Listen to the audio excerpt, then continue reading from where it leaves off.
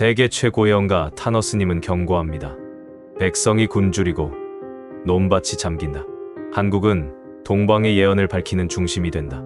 대한민국은 세계의 끝자락에 있지만 결국은 중심이 될 나라다. 타너스님께서는 대한민국이 단순한 한 나라가 아니라 인류의 전환기에 중심 역할을 하게 될 것이라고 말씀하셨습니다. 현재 불안정한 세계 경제 속 한국의 경제 흐름을 타너스님의 예언과 비교하면서 미래의 전망을 자세하게 살펴보도록 하겠습니다. 구독과 좋아요로 한국의 미래를 같이 고민해보세요.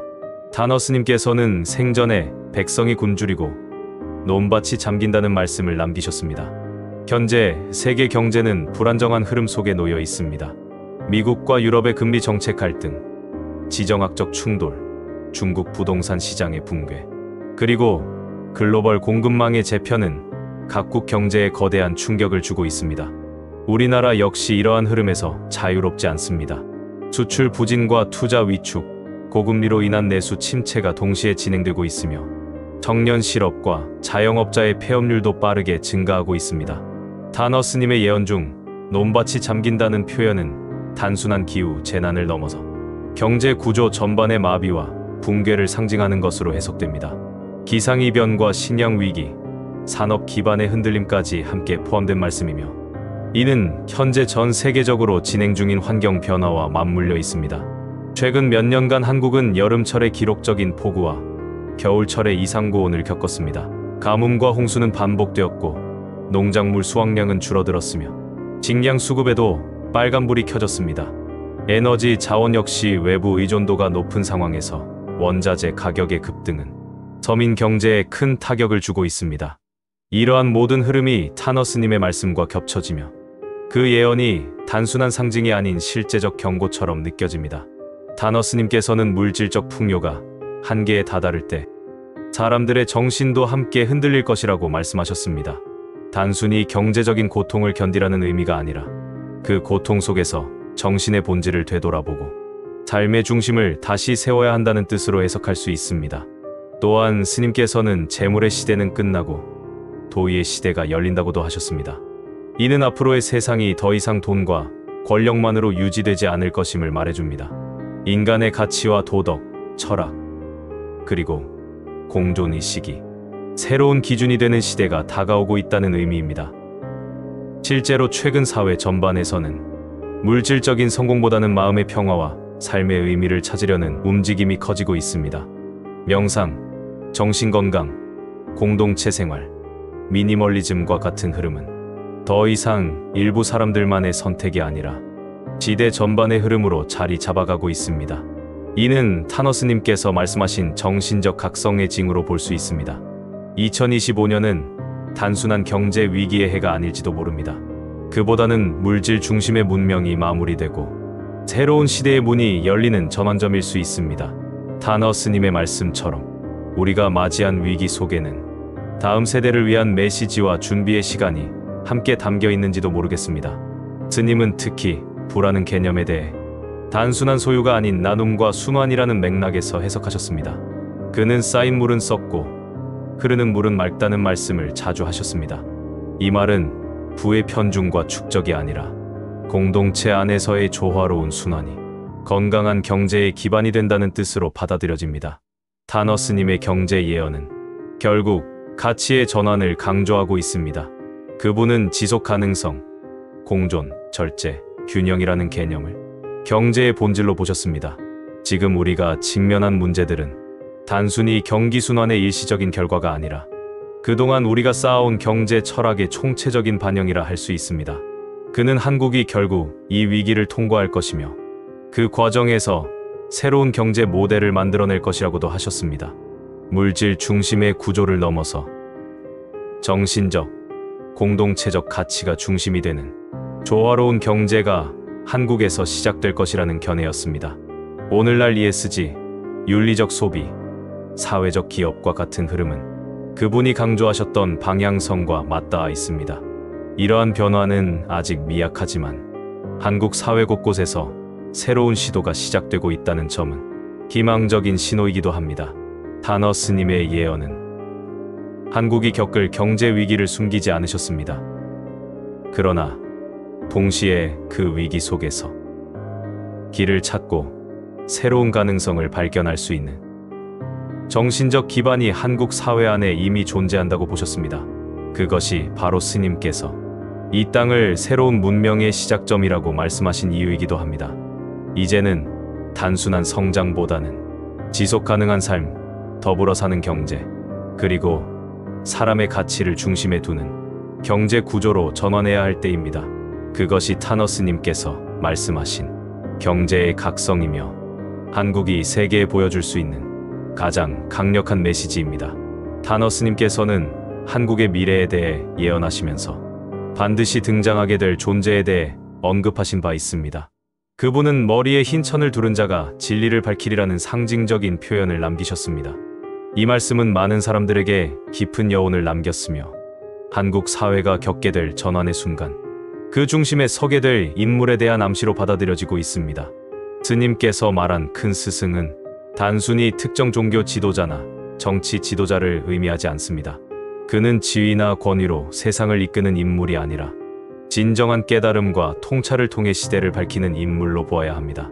이러한 인물은 강압이나 선동이 아니 자연스럽게 사람들의 마음을 움직이고 정신적 공명을 이끌어내는 힘을 지닌 존재입니다. 타너스님께서는 이 인물이 단지 지식을 전달하는 선생이 아니라 시대의 길을 밝히는 스승이 될 것이라고 말씀하셨습니다. 그는 자신의 이익이나 욕망을 앞세우지 않으며 혼란의 시대 속에서 사람들의 마음을 하나로 모으고 정신적 중심을 회복하게 만드는 역할을 하게 될 것이라 하셨습니다. 머리에 흰 천을 두른다는 표현은 전통적으로 수행자나 신성한 존재를 상징하는 모습으로 해석될 수 있습니다. 이것은 특정한 복장을 의미하기보다는 깨끗한 정신과 고요한 의식을 지닌 인물이라는 상징적 언어입니다. 그 인물은 말보다 침묵으로, 주장보다 삶의 태도로 세상에 영향을 주는 존재일 가능성이 큽니다. 이 인물은 한국에서 등장하거나 혹은 한국과 깊은 인연을 가진 자로 나타날 수 있습니다. 타너스님께서 한국을 새로운 문명의 중심으로 보신 만큼 그 스승 또한 이 땅의 정서와 경험 속에서 길러질 것이라 보는 해석이 많습니다. 이는 또한 한국 사회가 오랜 시간 준비해온 정신적 깊이와 역사의 고통을 통과한 집단의식이 결국 하나의 인물로 나타나는 과정일 수도 있습니다. 오늘날 세계는 진정한 지도자를 갈망하고 있습니다. 지식이나 기술은 넘쳐나지만 그것을 어떻게 써야 하는지에 대한 지혜는 부족합니다. 인류는 빠르게 연결되고 있지만 그 연결 속에서 더 깊은 외로움과 불신을 경험하고 있습니다. 바로 이러한 때 큰 스승의 등장은 타너스님의 예언 속 가장 핵심적인 전환점이 될 수 있습니다. 스님께서는 진리는 강요되지 않는다. 그저 고요히 스며들 뿐이다라는 말씀도 남기셨습니다. 이러한 말씀은 그 인물이 강한 권력을 갖는 존재가 아니라 시대의 흐름에 맞춰 자연스럽게 드러나는 이정표와 같은 인물임을 말해줍니다. 어쩌면 그 존재는 이미 세상에 나타나 있는지도 모릅니다. 다만 지금은 그가 준비되고 세상이 그를 알아볼 준비를 하는 과정일 수 있습니다. 진정한 스승은 등장하는 것이 아니라 사람들이 절실히 필요로 할 때 자연스럽게 드러나는 법입니다. 타너스님의 예언은 이 인물이 단지 한국만을 위한 존재가 아니라 인류 전체를 위한 스승이 될 것임을 암시하고 있습니다. 그는 동방에서 태어나지만 그 가르침과 정신은 국경과 민족을 넘어 전 인류에게 영향을 미칠 것이라 하셨습니다. 이러한 큰 스승의 등장은 곧 인류 문명의 새로운 시작과 맞닿아 있습니다. 그는 정신의 리더로서 혼란과 위기의 시대 속에서 사람들에게 내면의 길을 보여주는 등불이 될 것입니다. 타너스님께서는 한국의 미래에 대해 매우 특별한 시각을 가지고 계셨습니다. 그는 대한민국이 단순한 한 나라가 아니라 인류의 전환기에 중심 역할을 하게 될 것이라고 말씀하셨습니다. 그 중심에는 정신혁명이라는 말이 자리하고 있습니다. 이는 정치, 경제, 사회 전반에 걸쳐 일어날 근본적인 가치 변화로 해석됩니다. 현재 대한민국은 겉보기에는 안정적인 시스템을 유지하고 있는 것처럼 보입니다. 그러나 내부를 들여다보면 여러 갈등과 균열이 동시에 진행되고 있습니다. 경제적 양극화, 세대 간의 단절, 극단적인 정치 이념의 대립, 그리고 청년층의 미래 불안은 사회의 기반을 조금씩 흔들고 있습니다. 이러한 상황은 타너스님께서 말씀하신 혼돈의 시기를 연상케 합니다. 대한민국은 세계의 끝자락에 있지만 결국은 중심이 될 나라다라고 말씀하신 적이 있습니다. 이는 지리적 위치나 경제 규모와는 무관하게 한국이 시대 정신의 방향을 제시하는 역할을 하게 될 것이라는 의미로 풀이됩니다. 지금까지 한국은 눈부신 산업화와 민주화를 이루었지만 그 다음의 도약은 더 이상 외형적인 성장만으로는 이루어질 수 없습니다. 타너스님께서 강조하신 정신혁명은 물질에 대한 집착에서 벗어나 인간다운 삶의 본질을 회복하는 과정이라고 할 수 있습니다.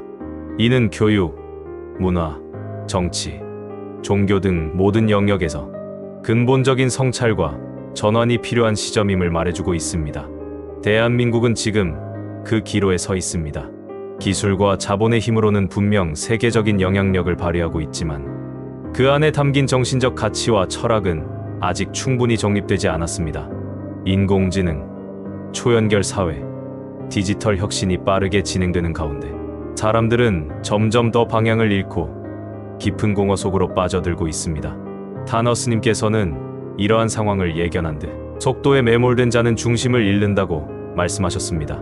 그 중심이란 인간답게 살아가는 길이며 공동체가 함께 공존하는 삶의 방식입니다. 스님은 바로 그 길을 대한민국이 세계에 보여줄 것이라고 보셨습니다. 지금 한국 사회는 갈등과 피로 속에서도 변화의 가능성을 간직하고 있습니다.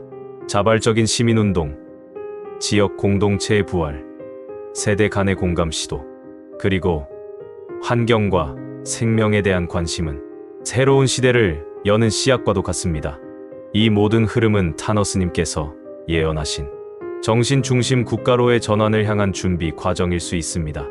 이 땅은 맨 먼저 눈을 뜨고 맨 나중까지 버텨낼 것이다라는 말씀도 남기셨습니다. 이는 고난을 먼저 맞이하되 결국 가장 먼저 새로운 길을 열게 된다는 뜻입니다. 대한민국이 지금 겪는 여러 시련은 미래를 위한 통과의 이래이자 거대한 변화의 전조로 받아들여질 수 있습니다. 2025년 대한민국은 다시 한번 전환의 갈림길에 서 있습니다. 이제는 겉으로 드러나는 성장보다 내면을 단단히 다지는 시간이 필요합니다.